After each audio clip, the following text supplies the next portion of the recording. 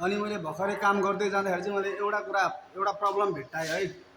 यो सकेट यो कुन कम्पनीको हो यो चाहिँ मलाई थाहा भएन है। यो ट्रुफेल हो कि ट्रुफल हो के हो, यो 3-4 को हो है। अनि यो चाहिँ मैले यहाँ जोइन गरेको, यो ढकाल्दाखेरि फुट्यो है। यो ढकाल्दाखेरि यहाँ क्र्याक भयो है। ग्लु हालेर मैले यताको पाइप ढकाल्ने बेलामा पड्क्यो है।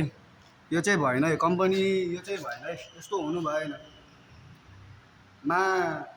मार्बलको काम गर्ने बेला यसरी ढकाल्ने बेला यसरी फुटेको थिएन। यो कुन कम्पनी हो चाहिँ थाहा भएन, तर यसरी प्लाक्कै फुट्यो है। यो अर्को पाइप ढकाल्दाखेरि फुटेको है। यस्तो चाहिँ हुनु भएन है, यस्तो चाहिँ हुनु भएन ल। न पड्केको आवाज सुनेर मात्र यदि मैले अहिले यहाँ झाङराङ झुङ भएको पड्केको आवाज, यति झाराङ झुरुङ भएर पड्केको आवाज नसुनिया भए, यहाँ पानी लिकेज भयो भए यस्तो हुनु भएन है। हामी कामदारलाई दोष आउँछ, यस्तो हुनु भएन है। त्यही हो। अब यहाँ वहाँदेखिको यहाँसम्म जोडेर ल्याइसकेँ। अहिले म पुरै फिनिसिङ देखाउँछु है वहाँसम्म पुऱ्याएपछि।